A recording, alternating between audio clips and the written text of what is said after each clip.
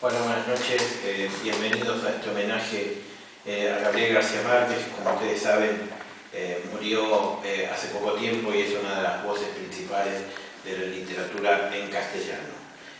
Vamos a hacerle un homenaje en un formato que ya hemos utilizado otras veces, que es la posibilidad de escuchar los textos de un autor en la voz de un actor profesional, como en este caso es Hilda Fuchs, y acompañándolo también de grabaciones del propio autor leyendo sus textos, ¿no? Por eso lo llamamos, digamos, el autor en su propia voz y en la de Hilda Fuchs en este caso, como les decía. De esta manera podemos tener, por un lado, una lectura, digamos, íntima de su creador y por otro lado, la lectura de un tercero que se ha preparado especialmente para hacerlo de manera profesional. Así que nada más con esto valga nuestro recuerdo a Gabo, que desde luego ni la literatura ni el mundo es el mismo luego de su paso de él y de su trabajo en este mundo. Así que nada más, muchas gracias, le dejo la palabra a Hilda Fuchs. Gracias. La viuda de Montiel es un cuento de 1962. Cuando murió don José Montiel, todo el mundo se sintió vengado, menos su viuda, pero se necesitaron varias horas para que todo el mundo creyera que en verdad había muerto. Muchos lo seguían poniendo en duda después de ver el cadáver en cámara ardiente, embutido con almohadas y sábanas de lino dentro de una caja amarilla y abombada como un melón. Estaba muy bien afeitado, vestido de blanco y con botas de charol, y tenía tan buen semblante que nunca pareció tan vivo como entonces. Era el mismo don Chepe Montiel de los domingos, oyendo misa de 8, solo que en lugar de la fusta tenía un crucifijo entre las manos. Fue preciso que atornillaran la tapa del ataúd y que lo emparedaran en el aparatoso mausoleo familiar para que el pueblo entero se convenciera de que no estaba siendo el muerto. Después del entierro, lo único que a todos pareció increíble, menos a su viuda, fue que José Montiel hubiera muerto de muerte natural. Mientras todo el mundo esperaba que lo acribillaran por la espalda en una emboscada, su viuda estaba segura de verlo morir de viejo en su cama, confesado y sin agonía como un santo moderno. Se equivocó apenas en algunos detalles.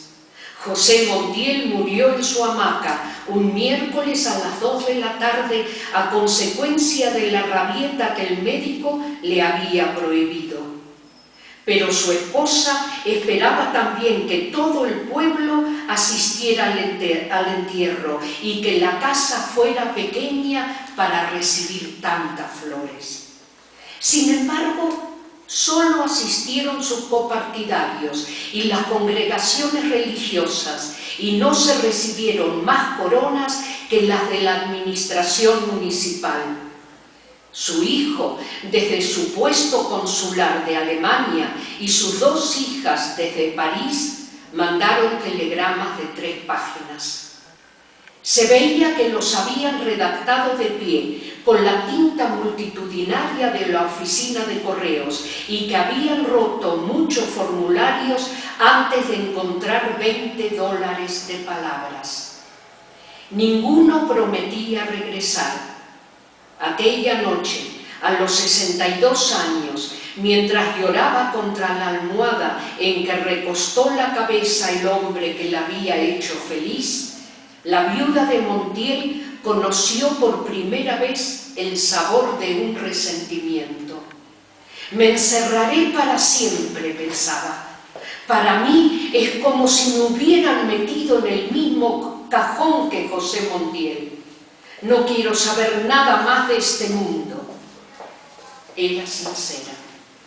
Aquella mujer frágil, lacerada por la superstición, casada a los 20 años por voluntad de sus padres con el único pretendiente que le permitieron ver a menos de 10 metros de distancia, no había estado nunca en contacto directo con la realidad. 3 días después de que sacaron de la casa el cadáver de su marido, comprendió a través de las lágrimas que debía reaccionar, pero no pudo encontrar el rumbo de su nueva vida. Era necesario empezar por el principio.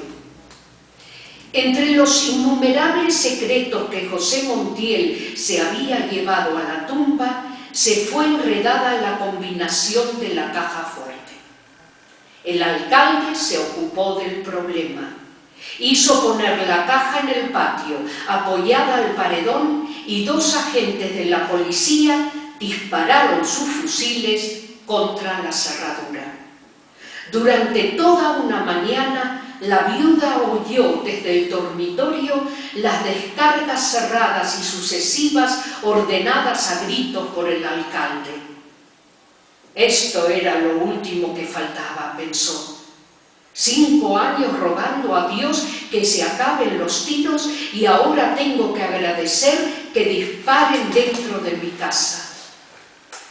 Aquel día hizo un esfuerzo de concentración, llamando a la muerte, pero nadie le respondió. Empezaba a dormirse cuando una tremenda explosión sacudió los cimientos de la casa. Habían tenido que dinamitar la caja fuerte. La viuda de Montiel lanzó un suspiro. Octubre se eternizaba con sus lluvias pantanosas y ella se sentía perdida, navegando sin rumbo en la desordenada y fabulosa hacienda de José Montiel. El señor Carmichael, antiguo y diligente servidor de la familia, se había encargado de la administración. Cuando por fin se enfrentó al hecho concreto de que su marido había muerto, la viuda de Montiel salió del dormitorio para ocuparse de la casa. La despojó de todo ornamento, hizo forrar los muebles en colores luctuosos y puso lazos fúnebres en los retratos del muerto que colgaban de las paredes. En 2 meses de encierro había adquirido la costumbre de morderse las uñas. Un día, los ojos enrojecidos e hinchados de tanto llorar, se dio cuenta de que el señor Carmichael entraba a la casa con el paraguas abierto. «Cierre ese paraguas, señor Carmichael», le dijo. «Después de todas las desgracias que tenemos, solo nos faltaba que usted entrara a la casa con el paraguas abierto». El señor Carmichael puso el paraguas en el rincón. Era un negro viejo, de piel lustrosa, vestido de blanco y con pequeñas aberturas hechas a navaja en los zapatos para aliviar la presión de los callos. «Es solo mientras se seca». Por primera vez desde que murió su esposo, la viuda abrió la ventana. «Tantas desgracias y además este invierno», murmuró mordiéndose las uñas. «Parece que no va a escampar nunca». «No escampará ni hoy ni mañana», dijo el administrador. «Anoche no me dejaron dormir los callos». Ella confiaba en las predicciones atmosféricas de los callos del señor Carmichael. Contempló la placita desolada, las casas silenciosas cuyas puertas no se abrieron para ver el entierro de José Montiel. Y entonces se sintió desesperada con sus uñas, con sus tierras sin límites y con los infinitos compromisos que heredó de su esposo y que nunca lograría comprender. «El mundo está mal hecho», sollozó. Quienes la visitaron por esos días tuvieron motivos para pensar que había perdido el juicio, pero nunca fue más lúcida que entonces. Desde antes de que empezara la matanza política, ella pasaba las lúgubres lúgubres mañanas de octubre frente a la ventana de su cuarto, compadeciendo a los muertos y pensando que si Dios no hubiera descansado el domingo, habría tenido tiempo de terminar el mundo. Ha debido aprovechar ese día para que no le quedaran tantas cosas mal hechas, decía. Al fin y al cabo le quedaba toda la eternidad para descansar. La única diferencia después de la muerte de su esposo era que entonces tenía un motivo concreto para concebir pensamientos sombríos. Así, mientras la viuda de Montiel se consumía en la desesperación, el señor Carmichael trataba de impedir el naufragio. Las cosas no marchaban bien. Libre de la amenaza de José Montiel, que monopolizaba el comercio local por el terror, el pueblo tomaba represalias. En espera de clientes que no llegaron, la leche se cortó en los cántaros amontonados en el patio y se fermentó la miel en sus cueros y el queso engordó gusanos en los oscuros armarios del depósito. En su mausoleo adornado con bombillas eléctricas y arcángeles en imitación de mármol, José Montiel pagaba 6 años de asesinatos y tropelías. Nadie en la historia del país se había enriquecido tanto en tan poco tiempo. Cuando llegó al pueblo el primer alcalde de la dictadura, José Montiel era un discreto partidario de todos los regímenes, que se había pasado la mitad de la vida en calzoncillos sentado a la puerta de su piladora de arroz.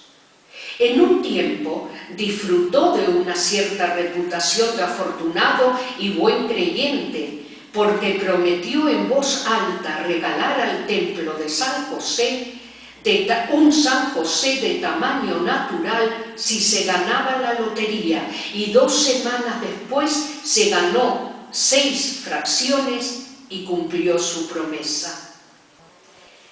La primera vez que se le vio usar zapatos fue cuando llegó el nuevo alcalde, un sargento de la policía, zurdo y montaraz, que tenía órdenes expresas de liquidar la oposición. José Montiel empezó por ser su informador confidencial. Aquel comerciante modesto, cuyo tranquilo humor de hombre gordo no despertaba la menor inquietud, discriminó a sus adversarios políticos en ricos y pobres. A los pobres los acribilló la policía en la plaza pública. A los ricos les dieron un plazo de 24 horas para abandonar el pueblo. Planificando la masacre, José Montiel se encerraba días enteros con el alcalde en su oficina sofocante, mientras su esposa se compadecía de los muertos. Cuando el alcalde abandonaba la oficina, ella le cerraba el paso a su marido. «Ese es un hombre criminal», le decía. «Aprovecha tus influencias en el gobierno para que se lleven a esa bestia que no va a dejar un solo humano en el pueblo». Y José Montiel, tan atareado en esos días, la apartaba sin mirarla, diciéndole: «No seas pendeja». En realidad, su negocio no era la muerte de los pobres, sino la expulsión de los ricos. Después de que el alcalde les perforaba las puertas a tiros y les ponía el plazo para abandonar el pueblo, José Montiel les compraba sus tierras y ganados por un precio que él mismo se encargaba de fijar. «No seas tonto», le decía a su mujer, «te arruinarás ayudándolos para que no se mueran de hambre en otra parte y ellos no te lo agradecerán nunca». Y José Montiel, que ya ni siquiera tenía tiempo de sonreír, la apartaba de su camino diciendo: «Vete para tu cocina y no me friegues tanto». A ese ritmo, en menos de un año, estaba liquidada la oposición y José Montiel era el hombre más rico y poderoso del pueblo. Mandó a sus hijas para París, consiguió a su hijo un puesto consular en Alemania y se dedicó a consolidar su imperio, pero no alcanzó a disfrutar 6 años de su desaforada riqueza. Después de que se cumplió el primer aniversario de su muerte, la viuda no oyó crujir la escalera sino bajo el peso de una mala noticia. Alguien llegaba siempre al atardecer. Otra vez los bandoleros, decían, ayer cargaron con un lote de 50 novillos. Inmóvil en el mecedor, mordiéndose las uñas, la viuda de Montiel solo se alimentaba de su resentimiento. Yo te lo decía, José Montiel, decía hablando sola. Este es un pueblo desagradecido, aún estás caliente en tu tumba y ya todo el mundo nos volteó la espalda. Nadie volvió a la casa. El único ser humano que vio en aquellos meses interminables en que no dejó de llover fue el perseverante señor Carmichael, que nunca entró a la casa con el paraguas cerrado. Las cosas no marchaban mejor. El señor Carmichael había escrito varias cartas al hijo de José Montiel. Le sugería la conveniencia de que vinieran a ponerse al frente de los negocios y hasta se permitió hacer algunas consideraciones personales sobre la salud de la viuda. Siempre recibió respuestas evasivas. Por último, el hijo de José Montiel contestó francamente que no se atrevía a regresar por temor de que le dieran un tiro. Entonces el señor Carmichael subió al dormitorio de la viuda y se vio precisado a confesarle que se estaba quedando en la ruina. Mejor, dijo ella, estoy hasta la coronilla de quesos y de moscas. Si usted quiere, llévese lo que le haga falta y déjeme morir tranquila. Su único contacto con el mundo a partir de entonces fueron las cartas que escribía a sus hijas a fines de cada mes. Este es un pueblo maldito, les decía, quédense allá para siempre y no se preocupen por mí. Yo soy feliz sabiendo que ustedes son felices. Sus hijas se turnaban para contestarle. Sus cartas eran siempre alegres y se veía que habían sido escritas en lugares tibios y bien iluminados y que las muchachas se veían repetidas en muchos espejos cuando se detenían a pensar. Tampoco ellas querían volver. Esto es la civilización, decían. Allá, en cambio, no es un buen medio para nosotras. Es imposible vivir en un país tan salvaje donde asesinan a la gente por cuestiones políticas. Leyendo las cartas, la viuda de Montiel se sentía mejor y aprobaba cada frase con la cabeza. En cierta ocasión, sus hijas le hablaron de los mercados de carne de París. Le decían que mataban unos cerdos rosados y los colgaban enteros en la puerta, adornados con coronas y guirnaldas de flores. Al final, una letra diferente a la de sus hijas había agregado: imagínate que el clavel más grande y más bonito se lo ponen al cerdo en el culo. Leyendo aquella frase por primera vez en 2 años, la viuda de Montiel sonrió.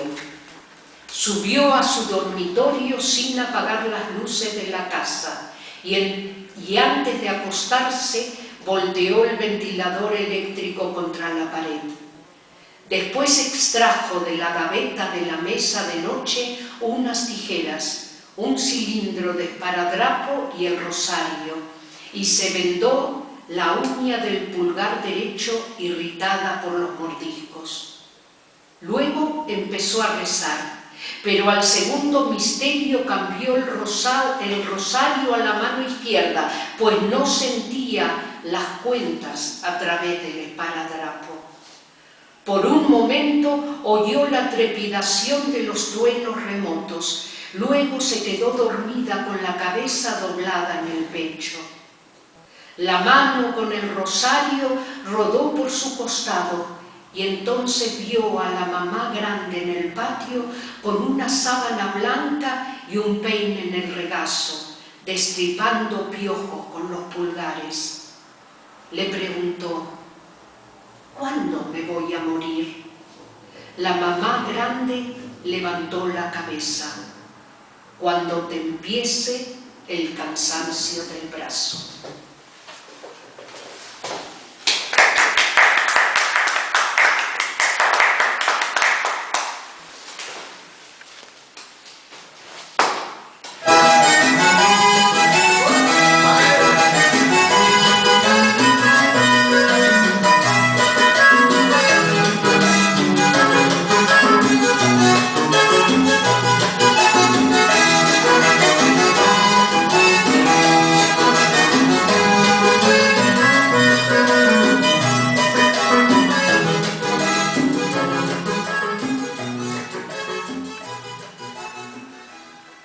Un día de estos. El lunes amaneció tibio y sin lluvia. Don Aurelio Escobar, dentista sin título y buen madrugador, abrió su gabinete a las 6. Sacó de la vidriera una dentadura postiza montada aún en el molde de yeso y puso sobre la mesa un puñado de instrumentos que ordenó de mayor a menor, como en una exposición. Llevaba una camisa a rayas, sin cuello, cerrada arriba con un botón dorado, y los pantalones sostenidos con cargadores elásticos. Era rígido e enjuto, con una mirada que raras veces correspondía a la situación, como la mirada de los sordos. Cuando tuvo las cosas dispuestas sobre la mesa, rodó la fresa hacia el sillón de resortes y se sentó a pulir la dentadura postiza. Parecía no pensar en lo que hacía, pero trabajaba con obstinación, pedaleando en la fresa, incluso cuando no se servía de ella. Después de las 8, hizo una pausa para mirar el cielo por la ventana y vio 2 gallinazos pensativos que se secaban al sol en el caballete de la casa vecina. Siguió trabajando con la idea de que antes del almuerzo volvería a llover. La voz destemplada de su hijo de 11 años lo sacó de su abstracción. «Papá». «¿Qué?». «Dice el alcalde que si le sacas una muela». «Dile que no estoy aquí». Estaba puliendo un diente de oro. Lo retiró a la distancia del brazo y lo examinó con los ojos a medio cerrar. En la salita de espera volvió a gritar su hijo: «Dice que sí estás porque te está oyendo». El dentista siguió examinando el diente. Solo cuando lo puso en la mesa con los trabajos terminados, dijo: «Mejor». Volvió a velar la fresa. De una cajita de cartón donde guardaba las cosas por hacer, sacó un puente de varias piezas y empezó a pulir el oro. «Papá». «¿Qué?». Aún no había cambiado de expresión. «Dice que si no le sacas a la muela te pega un tiro». Sin apresurarse, con un movimiento extremadamente tranquilo, dejó de pedalear en la fresa, la retiró del sillón y abrió por completo la gaveta inferior de la mesa. Allí estaba el revólver. «Bueno», dijo, «dile que venga a pegármelo». Hizo girar el sillón hasta quedar de frente a la puerta, la mano apoyada en el borde de la gaveta. El alcalde apareció en el umbral. Se había pintado la mejilla izquierda, pero en la otra, hinchada y dolorida, tenía una barba de 5 días. El dentista vio en esos ojos marchitos muchas noches de desesperación. Cerró la gaveta con la punta de los dedos y dijo suavemente: «Siéntese». Buenos días, dijo el alcalde. Buenos, dijo el dentista. Mientras servían los instrumentos, el alcalde apoyó el cráneo en el cabezal de la silla y se sintió mejor. Respiraba un olor glacial. Era un gabinete pobre, una vieja silla de madera, la fresa de pedal y una vidriera con pomos de losa. Frente a la silla, una ventana con un cancel de tela hasta la altura de un hombre. Cuando sintió que el dentista se acercaba, el alcalde afirmó los talones y abrió la boca. Don Aurelio Escobar le movió la cara hacia la luz. Después de observar la muela dañada, ajustó la mandíbula con una cautelosa presión de los dedos. Tiene que ser sin anestesia, dijo. ¿Por qué? Porque tiene un absceso. El alcalde lo miró en los ojos. Está bien, dijo, y trató de sonreír. El dentista no le correspondió. Llevó a la mesa de trabajo la cacerola con los instrumentos servidos y los sacó del agua con unas pinzas frías, todavía sin apresurarse. Después rodó la escupidera con la punta del zapato y fue a lavarse las manos en el aguamanil. Hizo todo sin mirar al alcalde, pero el alcalde no lo perdió de vista. Era una cordal inferior. El dentista abrió las piernas y apretó la muela con el gatillo caliente. El alcalde se aferró a las barras de la silla, descargó toda su fuerza con los pies y sintió un vacío helado en los riñones, pero no soltó un suspiro. El dentista solo movió la muñeca. Sin rencor, más bien con una amarga ternura, dijo: aquí nos paga 20 muertos, teniente. El alcalde sintió un crujido de huesos en la mandíbula y sus ojos se llenaron de lágrimas, pero no suspiró hasta que no sintió salir la muela. Entonces la vio a través de las lágrimas. Le pareció tan extraña a su dolor que no pudo entender la tortura de sus 5 noches anteriores. Inclinado sobre la escupidera, sudoroso, jadeante, se desabotonó la guerrera y buscó a tientas el pañuelo en el bolsillo del pantalón. El dentista le dio un trapo limpio. Séquese las lágrimas, dijo. El alcalde lo hizo. Estaba temblando. Mientras el dentista se lavaba las manos, vio el cielo raso desfondado y una telaraña polvorienta con huevos de araña e insectos muertos. El dentista regresó secándose las manos. Acuéstese, dijo, y haga buches de agua de sal. El alcalde se puso de pie, se despidió con un displicente saludo militar y se dirigió a la puerta estirando las piernas sin abotonarse la guerrera. Me pasa la cuenta, dijo. ¿A usted o al municipio?, preguntó el dentista. El alcalde no lo miró. Cerró la puerta y dijo a través de la red metálica: ¿qué carajo? Es la misma vaina.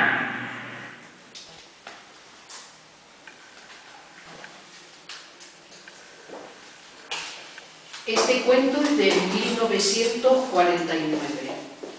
Amargura para 3 sonámbulos.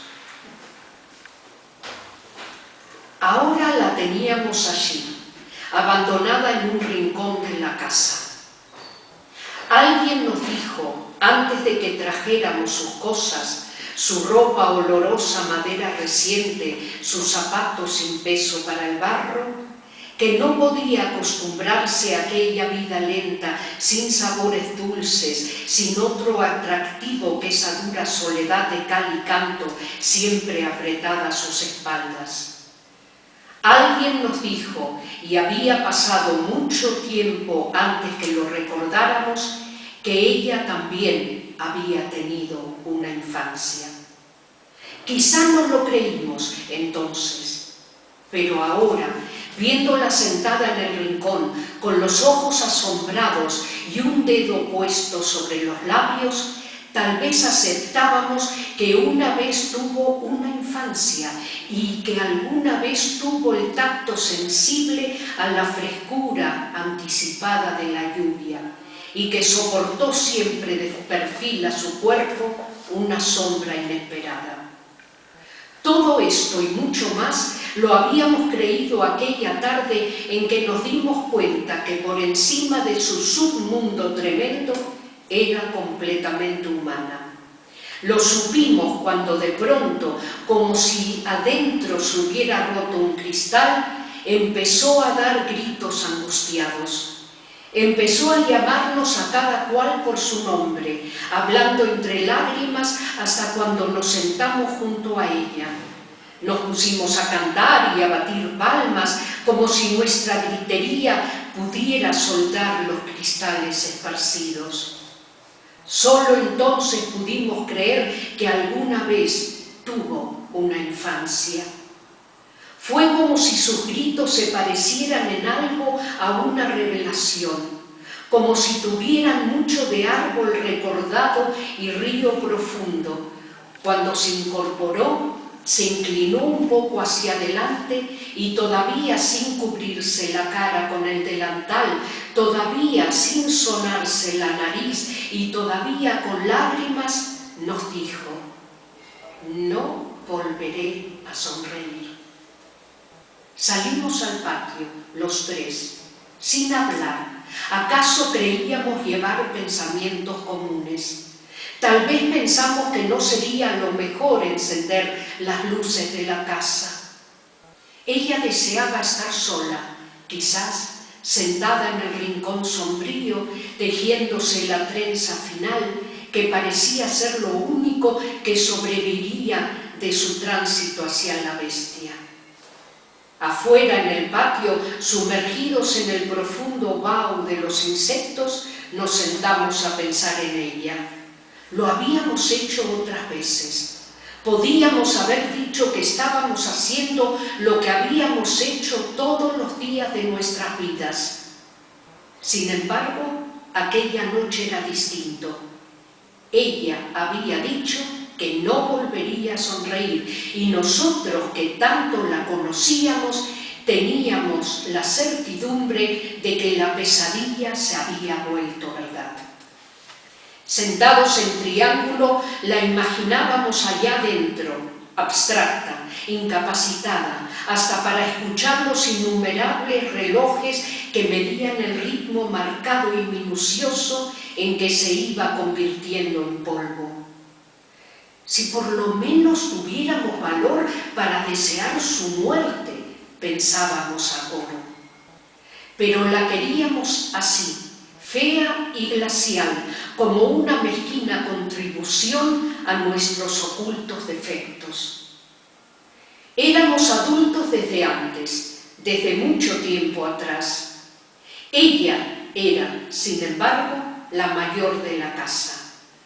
Esa misma noche había podido estar allí, sentada con nosotros, sintiendo el templado pulso de las estrellas, rodeada de hijos sanos. Habría sido la señora respetable de la casa si hubiera sido esposa de un buen burgués o concubina de un hombre puntual. Pero se acostumbró a vivir en una sola dimensión, como la línea recta, acaso para que sus vicios o sus virtudes no pudieran conocerse de perfil. Desde varios años atrás ya lo sabíamos todo. Ni siquiera nos sorprendimos una mañana después de levantados cuando la encontramos boca abajo en el patio mordiendo la tierra en una dura actitud estática. Alguien nos dijo que estaba muerta, que había caído desde la ventana del segundo piso hasta la dura arcilla del patio y había quedado allí, tiesa y concreta, de bruces al barro húmedo. Pero después supimos que lo único que conservaba intacto era el miedo a las distancias, el natural espanto frente al vacío. La levantamos por los hombros. No estaba dura como nos pareció al principio. Al contrario, tenía los órganos sueltos, desasidos de la voluntad, como un muerto tibio que no hubiera empezado a endurecerse.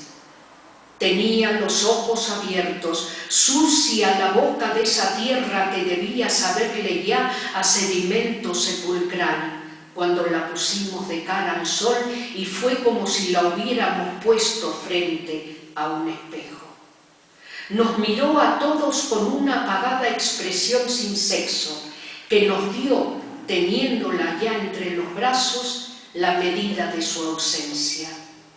Entonces sonrió, volvió a mirarnos y se quedó después sonriendo con esa sonrisa fría y quieta que tenía durante las noches cuando transitaba despierta por la casa.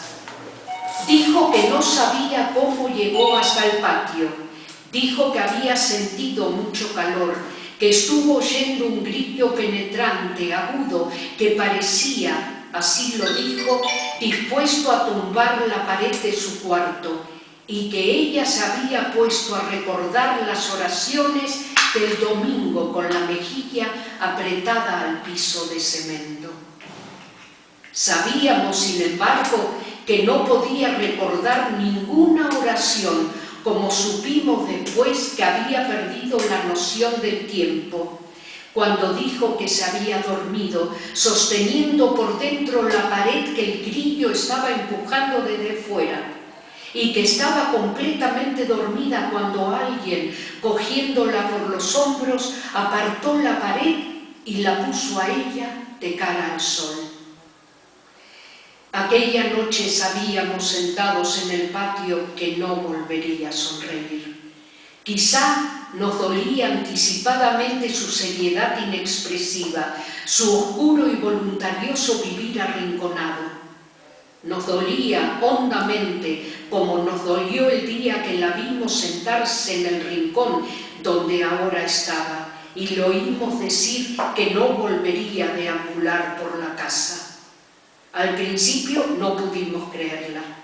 La habíamos visto durante meses enteros transitando por los cuartos a cualquier hora, con la cabeza dura y los hombros caídos, sin detenerse, sin fatigarse nunca. De noche oíamos su rumor corporal, tenso, moviéndose entre dos oscuridades, y quizá nos quedamos muchas veces despiertos en la cama, oyendo su sigiloso andar, siguiéndola con el oído por toda la casa. Una vez nos dijo que había visto el grillo dentro de la luna del espejo, hundido, sumergido en la sólida transparencia, y que había atravesado la superficie de cristal para alcanzarlo. No supimos en realidad lo que quería decirnos, pero todos pudimos comprobar que tenía la ropa mojada, pegada al cuerpo, como si acabara de salir de un estanque. Sin pretender explicarnos el fenómeno, resolvimos acabar con los insectos de la casa, destruir los objetos que lo obsesionaban. Hicimos limpiar las paredes, ordenamos cortar los arbustos del patio, y fue como si hubiéramos limpiado de pequeñas basuras el silencio de la noche.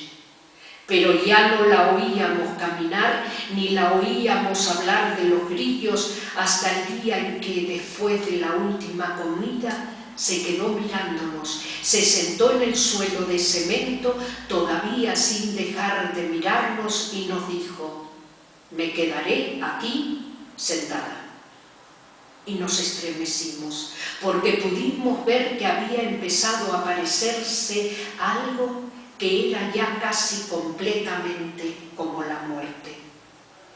De eso hacía ya mucho tiempo, y hasta nos habíamos acostumbrado a verla allí, sentada, con la trenza siempre a medio tejer, como si se hubiera disuelto en su soledad y hubiera perdido, aunque se le estuviera viendo, la facultad natural de estar presente. Por eso ahora sabíamos que no volvería a sonreír, porque lo había dicho en la misma forma convencida y segura en que una vez nos dijo que no volvería a caminar.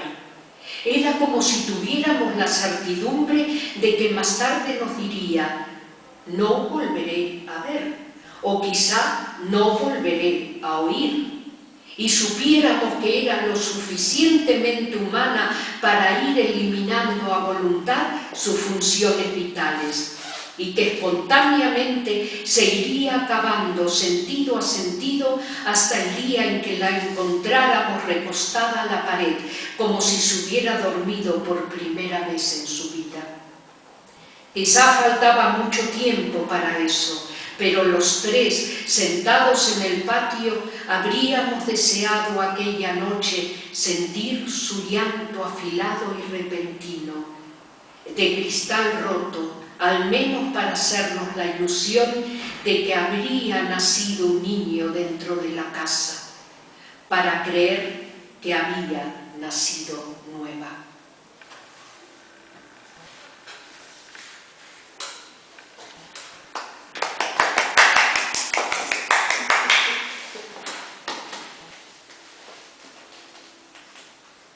Y ahora leeré el último. Este cuento es de 1980 y se titula Espantos de agosto. Llegamos a Arezzo un poco antes del mediodía y perdimos más de 2 horas buscando el castillo renacentista que el escritor venezolano Miguel Otero Silva había comprado en aquel recodo idílico de la campiña toscana. Era un domingo de principios de agosto, ardiente y bullicioso, y no era fácil encontrar a alguien que supiera algo en las calles abarrotadas de turistas. Al cabo de muchas tentativas inútiles, volvimos al automóvil, abandonamos la ciudad por un sendero de cipreses sin indicaciones viales y una vieja pastora de gansos nos indicó con precisión dónde estaba el castillo. Antes de despedirse nos preguntó si pensábamos dormir allí y le contestamos, como lo teníamos previsto, que solo íbamos a almorzar. «Menos mal», dijo ella, «porque en esa casa espantan». Mi esposa y yo, que no creemos en aparecidos del mediodía, nos burlamos de su credulidad, pero nuestros 2 hijos de 9 y 7 años se pusieron dichosos con la idea de conocer un fantasma de cuerpo presente. Miguel Otero Silva, que además de buen escritor era un anfitrión espléndido y un comedor refinado, nos esperaba con un almuerzo de nunca olvidar.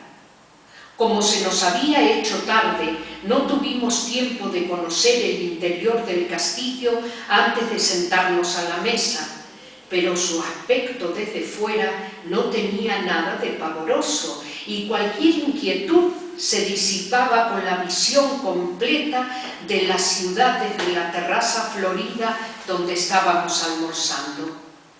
Era difícil creer que en aquella colina de casas encaramadas, donde apenas cabían 90.000 personas, hubieran nacido tantos hombres de genio perdurable. Sin embargo, Miguel Otero Silva nos dijo con su humor caribe que ninguno de tantos era el más insigne de Arezzo. El más grande, sentenció, fue Ludovico. Así, sin apellidos, Ludovico, el gran señor de las artes y de la guerra, que había construido aquel castillo de su desgracia y de quien Miguel nos habló durante todo el almuerzo. Nos habló de su poder inmenso, de su amor contrariado y de su muerte espantosa. Nos contó cómo fue que en un instante de locura del corazón había apuñalado a su dama en el lecho donde acababan de amarse y luego asusó contra sí mismo a sus feroces perros de guerra que los despedazaron a dentelladas. Nos aseguró muy en serio que a partir de la medianoche el espectro de Ludovico deambulaba por la casa en tinieblas tratando de conseguir el sosiego en su purgatorio de amor. El castillo en realidad era inmenso y sombrío. Pero a pleno día, con el estómago lleno y el corazón contento, el relato de Miguel no podía parecer sino una broma, como tantas otras suyas, para entretener a sus invitados. Los 82 cuartos que recorrimos sin asombro después de la siesta habían padecido toda clase de mudanzas de sus dueños sucesivos.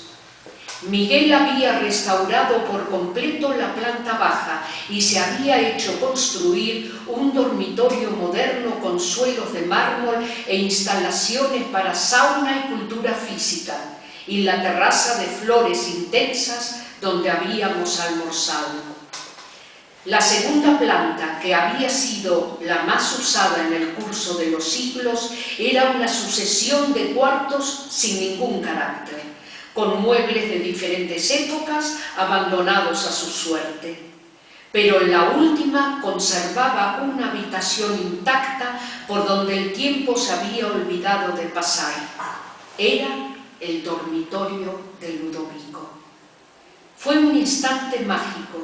Allí estaba la cama de cortinas bordadas con hilos de oro y el sobrecama de prodigios de pasamenería todavía cartonado por la sangre seca del amante sacrificada.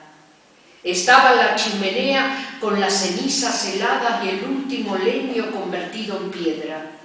El armario con sus armas bien cebadas y el retrato al óleo del caballero pensativo en un marco de oro pintado por alguno de los maestros florentinos que no tuvieron la fortuna de sobrevivir a su tiempo.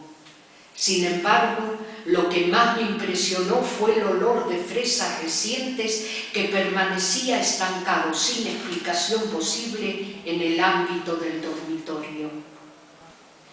Los días del verano son largos y parsimoniosos en la Toscana, y el horizonte se mantiene en su sitio hasta las 9 de la noche.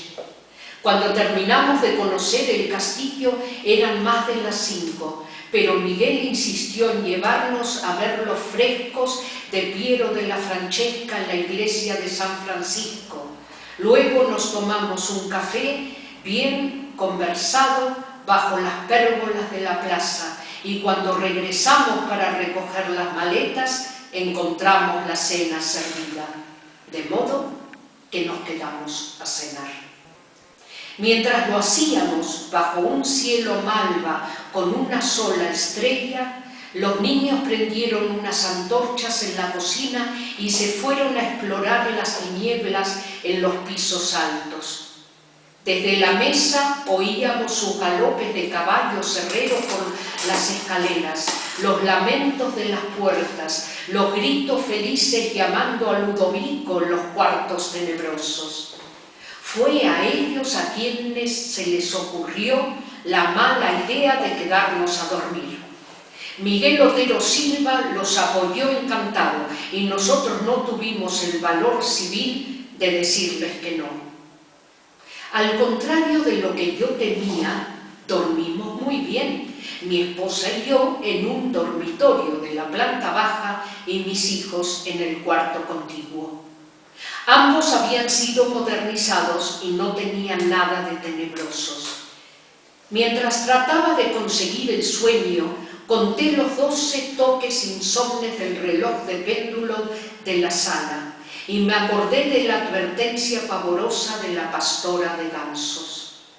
Pero estábamos tan cansados que nos dormimos muy pronto con un sueño denso y continuo, y desperté después de las 7 con un sol espléndido entre las enredaderas de la ventana.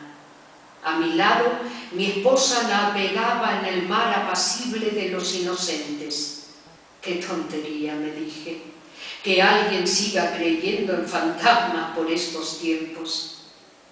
Solo entonces me estremeció el olor de fresas recién cortadas y vi la chimenea con las cenizas frías y el último leño convertido en piedra y el retrato del caballero triste que nos miraba desde 3 siglos antes en el marco de oro.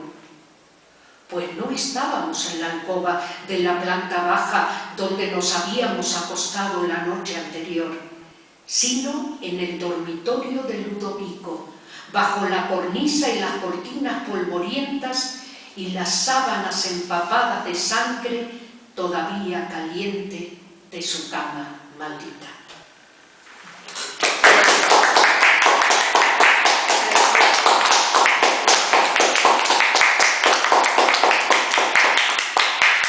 Me costó el